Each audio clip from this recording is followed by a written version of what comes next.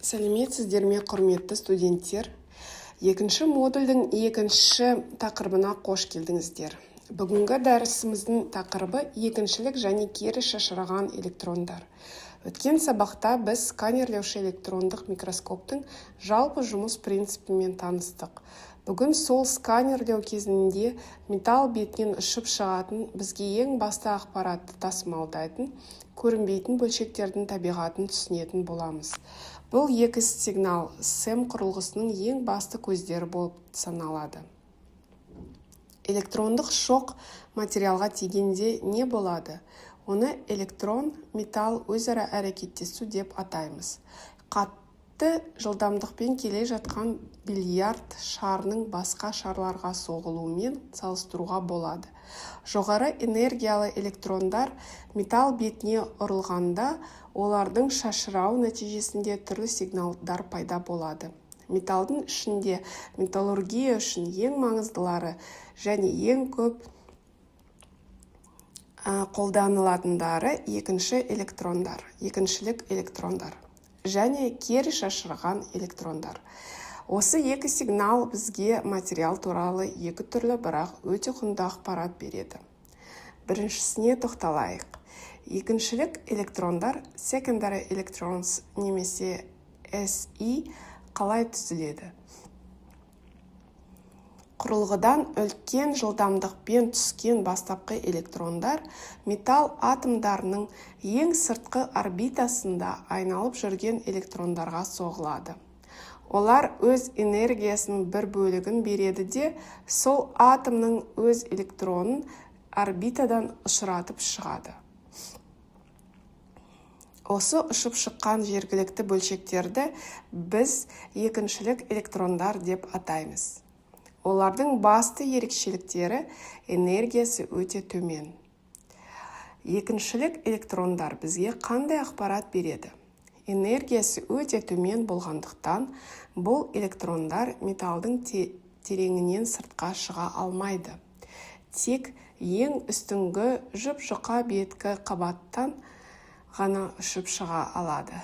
Сондықтан SE сигналдары материалдардың беткі бедерін, яғни топографиясын өте жоғары дәлдікпен әдемі 3D форматында көрсетеді. Шұңқырлар суретте қараңғы, ал дөңес немесе үшкір жерлері жап-жарық болып көрінеді. Себебі дөңес жерлердің шеттерінен электрондар оңайырақ әрі көбірек ұшып шығады. Енді екінші сигналға көшейік.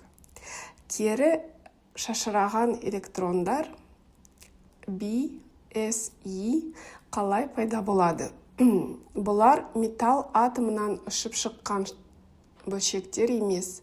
Бұлар құрылғының өзінен түскен, бірақ металл атомының үлкен ядросына өте жақын келіп, соған соғылып, бумеранг сияқты кері қарай серпіліп шыққан бастапқы электрондар.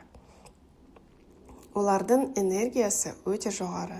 Сондықтан олар материалдың сәл тереңірек қабатынан кедергісіз сыртқа шыға алады. Кері шашыраған электрондар несімен құнды?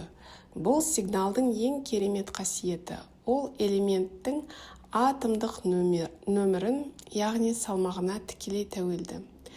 Физика заңдылығы бойынша элемент неғұрлым ауыр болса, оның ядросы соғұрлым үлкен болады.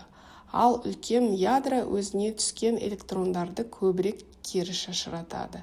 Нәтижесінде қорытпа ішіндегі ауыр металл суретте жап-жарық ақ түспен, ал жеңіл элементтер қараңғы сұрт түспен көрінеді. Бұл құбылысты Z контраст деп атайды. Ол бізге химиялық талдаусыз-ақ фазаларды бірден ажыратуға мүмкіндік береді. Екі сигналды қалай ажыратамыз және қашан қолданамыз? Екіншілік электрондар беттің пішінін, сызаттарды, кеуектерді және бұзылу сипатын көру үшін керек.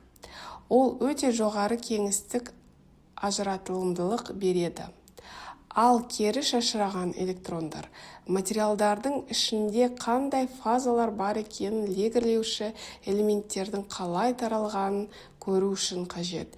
Зерттеу барысында бір аймақты екі режимде қатар түсіруге өте толыққанды ақпарат береді.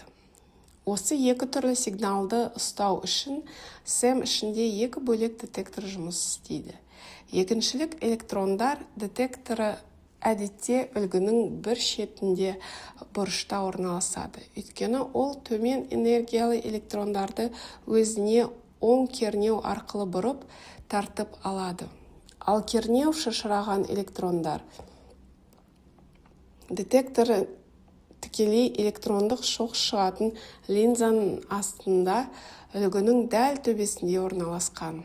Себебі жоғары энергиялы бөлшектер тік жоғары қарай үлкен жылдамдықпен шағылысады.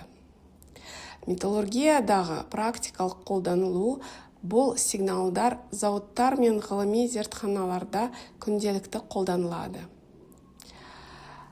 SI сигналдары бөлшектердің неліктен сынғанын, шаршау сызықтарының қайда екенін анықтауда таптырмас құрал.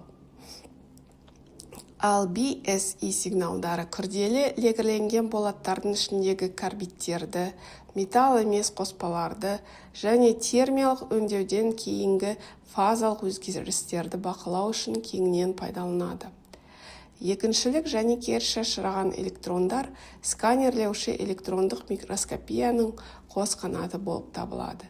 Біреу бізге бұл қалай көрінеді десе, екіншісі бұл неден тұрады деген сұраққа жауап береді. Бұл екі сигналды сауатты түрде қатар қолдану инженерлерге металл материалдарының сапасын ең жоғары деңгейде бақылауға және жаңа қорытпалар жасауға толық мүмкіндік береді. Дәрісімізді бекіту үшін сіздерге өзіндік жұмыс тапсырмалары беріледі. Бірінші тапсырмада экрандағы сұрақтарға жауап бересіздер. Енді екіншілік электрондардың қалай түзілетінін, кері шашыраған электрондардың интенсивтігі неге тәуелді екенін және сигналдарының негізгі айырмашылығын өз сөздеріңізбен түсіндіріп жазуларыңыз керек. Екінші тапсырма осы екі сигналды қатар қолданудың металлургиядағы маңызы туралы 5-6 сөйлемнен тұратын эссе қорытынды жазу.